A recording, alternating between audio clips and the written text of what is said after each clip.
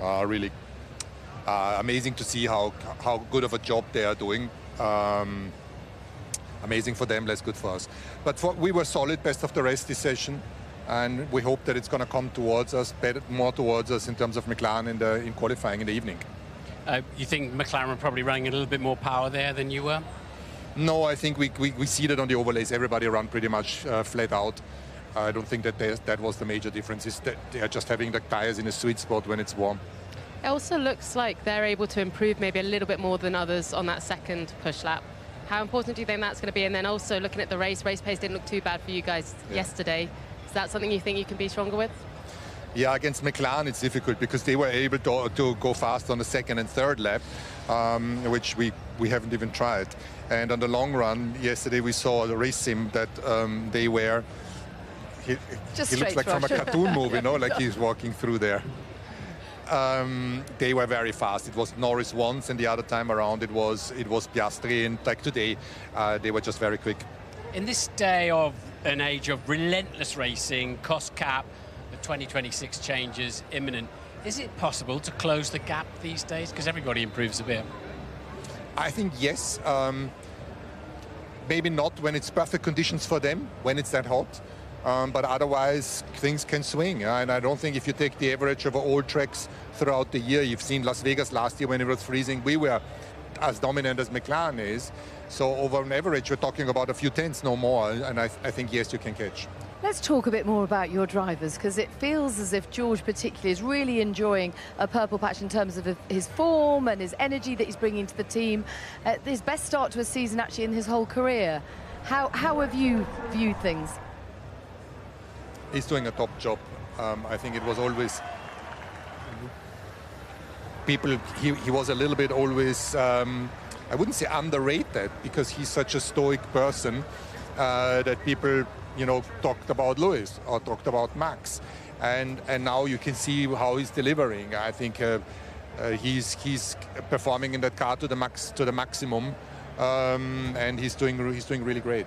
The mark of the great champions like Senna and Michael Schumacher, we see it with Max, Fernando would be another example, and Lewis, of course, to be able to drive around problems and carry good speed. And that was an extraordinary performance of his in Bahrain, wasn't it? To manage the brakes, to have the steering wheel missing and everything. Yeah, absolutely, because if you have a brake-by-wire failure, you have a pedal that goes strong, that goes spongy, that goes strong, that gets hard and spongy, and it changed all the time, and he had to reset his steering wheel accordingly. And that means there's so much cognitive power behind, and he's getting better and better and better, and that's certainly his strength. And on Kimi, it looks like you're being very patient with him, allowing him to grow and develop in his own time a little bit. That said, he honestly always looks so on the limit. How are you managing him? And obviously he's very young and everything that's thrown at him this year. I think it's important to tackle it actively and say that he's learning. You can see in the overlays today in the girlfriend, in FP3, that it's the high speed, and I don't want him to take any risks in high speed in FP3 because it makes no sense. So we'd rather have him doing in qualifying, and it's a trajectory. George's level is very high. This is Formula One, and I always say to him, through karting and your junior formulas, you have never been exposed to such a field of the best drivers in the world, and they have been here for a long time. So it would have been weird him coming in, being on George's pace, because that would have meant George is not maybe on the max level or so, and George is, and therefore, this is why it takes time. Have you got another Lewis Hamilton on your hands with Kimi? Is he good enough? Is he that good? I think they're also different, and I've been with Lewis for a long time. Kimi as a character is his own character in a way. He's been so successful in the junior formulas and in go-karting, probably the best track record of any of those drivers. And he's hard enough in the car, but he's also a person that is bringing the team with him.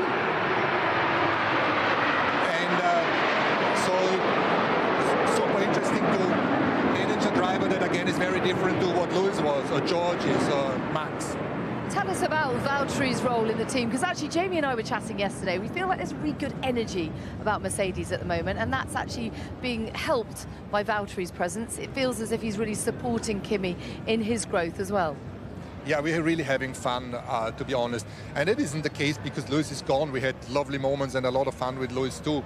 But with the new energy, with an 18-year-old in the car, there's almost like an easiness that we have. And then George, brings in the lap times, and Valtteri is a contributor clearly. Especially on those smooth tarmacs, he was a superstar back at Mercedes, and he's coaching him.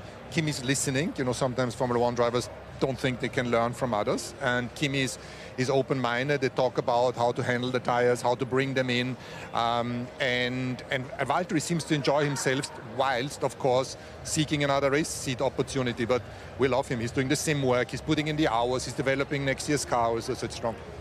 Max Verstappen slipped through your fingers as a junior driver. If he was on the market again, you wouldn't miss him a second time, would you? No, I wouldn't say that.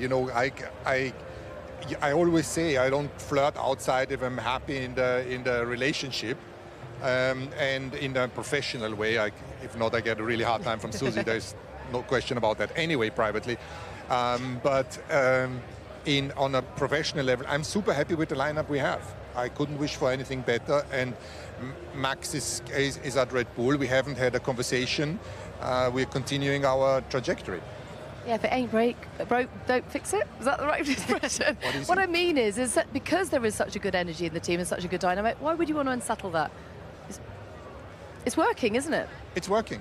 It's working. I mean, we're not winning, so you can say, is it really working? We're all cheery, and we have the occasional, pole position, a podium or win. It's not what we aim for. We'd like to win championships, but we don't feel a sense of entitlement. We are doing much better than the last years, and that's a good feeling in the team, but not yet where we want to be. Well, we'll let you go now. Thank you very much for your time, and all the very best this afternoon. Not long to go then until qualifying, but it was Lando Norris who went fastest in the final hour of practice before qualifying, just 2/100ths ahead of his teammate Oscar Piastri. So more analysis on the way next. We will see you soon.